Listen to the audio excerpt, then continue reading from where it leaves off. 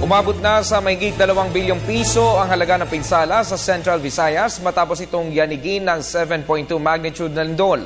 Habang puspusan pa rin ang operasyon ng otoridad, maibalik lang ang supply ng kuryente sa ilang bayan ng Bohol. Si Aya Makalmag at balita. Bago pumatak sa buwan ng Nobyembre ay 100% na maibabalik ang supply ng kuryente sa 8 munisipalidad sa probinsya ng Bohol. Ayon kay Major Reynaldo Balido, mula sa 8 munisipalidad, ilang porsyento na lang ang hindi pa natatapos pero kanilang inaasahan na ito'y matatapos sa mga susunod na araw. We hope to restore yung electricity bago mag-November. Maganda yung progress ng ginagawa ng Buhay Ko 1. Buhay Ko 1 yung may jurisdiction dito sa mga munisipyo nito. So hopefully ma-restore na nila bago mag-November. Ayon sa huling tala ng National Disaster Risk Reduction Management Council, umabot na sa 215 ang naitalang patay, mahigit 700 ang sugatan at 8 ang nawawala.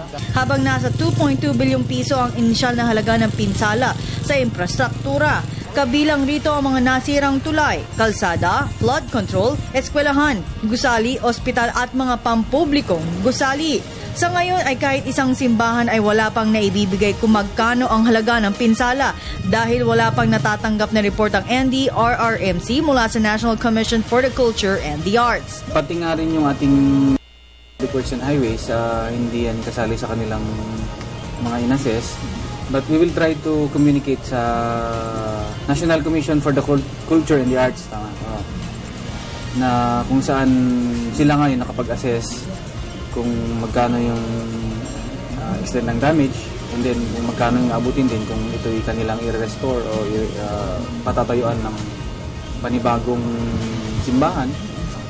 Hindi natin alam, yes, mga kagamitan na sinauna pa, maaring malaki ang halaga ng mga ito, yung mga statwa na dinala pa ng mga Kastila nung sila nagpunta. Hanggang sa ngayon, patuloy pa rin ang pamamahagi ng relief goods sa mga nasalanta ng lindol. Samantala, hindi naman masiguro ni Balido kung naayos na ang hidwaan ng Philippine Red Cross at isang mayor sa Bohol. Ngunit apela niya sa dalawa na ihinto na ang pagkakaunawaan. Sabi nila naayos na ba?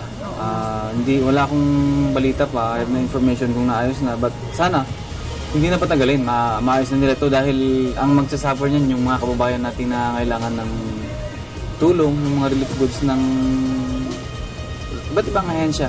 So kasama ng Philippine Red Cross. Para sa Telebisyon ng Bayan, Waywaya Makal.